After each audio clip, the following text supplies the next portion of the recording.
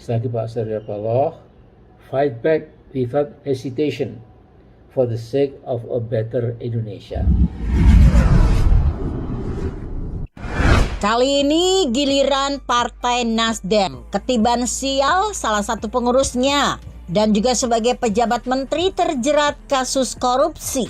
Kejagung mengambil inisiasi selaku kewenangannya mengusut korupsi kelas kakap, di mana saat ini KPK sibuk tangkap tangan kelas bupati. Sebelumnya, orang awam belum begitu paham mengapa Kejagung menciduk Menteri Kominfo dan berapa besar nilai kerugian dugaan korupsi yang dilakukan. Ternyata kasusnya adalah proyek penyediaan pembuatan tower atau BTS pada masa anggaran 2020-2022 yang mulai dikerjakan sejak tahun 2020 mencapai nilai 28 triliun rupiah.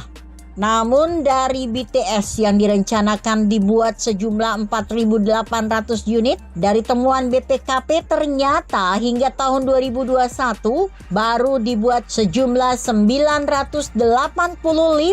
Itu pun belum berfungsi. Sehingga temuan tersebut dianggap merugikan negara.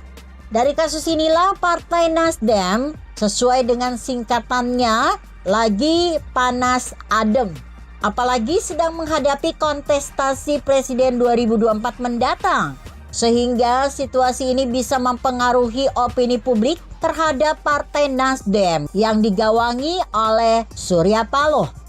Tentu dengan media yang dipunyai tidak akan menampilkan berita terkait diciduknya sang sekjen. Hal yang wajar dari Ketua Umum menantang Kejagung untuk transparansi pengusutan kemana saja aliran dana yang dikorupsi tersebut. Pak Anies Baswedan tentu gusar, juga karena partai pengusungnya sedang diterpa bencana korupsi yang berdampak juga terhadap pencapresannya. Walaupun Ketua Umumnya telah meyakinkan tidak akan mempengaruhi perihal pengusungan capres. Terbukti sudah hampir semua partai yang ada telah terjerumus kasus korupsi yang dilakukan kadernya. Itulah salah satu contoh bahwa kekuasaan itu dekat uang dan dapat melakukan sesuai kewenangan yang diberikan. Kalau institusi hukum menjalankan fungsinya dengan benar, tentu dukungan masyarakat selalu diberikan. Kejaksaan Agung telah memainkan keberaniannya dalam penegakan hukum. Namun, jelang tahun politik akan bernuansa beda. Ketum Nasdem tentu sudah tidak bisa berapi-api dalam menggembleng kadernya. Karena soal hati tidak bisa dibaca seperti pepatah dalamnya laut bisa diterka, namun dalamnya hati orang tidak ada yang tahu. Tantangan tersendiri bagi Nasdem dalam menghadapi kontestasi caleg dan capres mendatang. Nasdem yang semula yakin sebagai partai bersih, namun sial kali ini. Karena ulah salah satu kadernya sehingga tak bisa mengelak dari pelanggaran yang telah dilakukan. Sehingga partai apapun tidak bisa mencegah penyakit korupsi. Keberanian mengungkap tidak dimiliki oleh semua pejabat penegak hukum dan cenderung main aman dengan politisi yang telah diraih.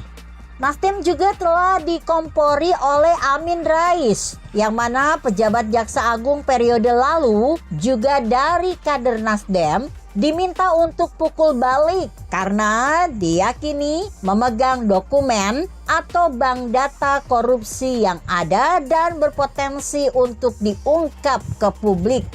Ketum Nasdem mengaku prihatin dengan apa yang dialami anak buahnya. Dengan tegas telah meminta dilakukan pendalaman karena dimungkinkan banyak pihak yang terlibat. Begitu kira-kira. Artikel ini ditulis Adi Susilo yang disadur dari Kompasiana.com dengan judul Nasdem Sial, Sekjennya ditangkap Kejagung. Bagaimana menurut Anda? Jika Anda berpendapat lain, tuliskan komentar Anda di bawah ini. Saya Emma Karisma 90.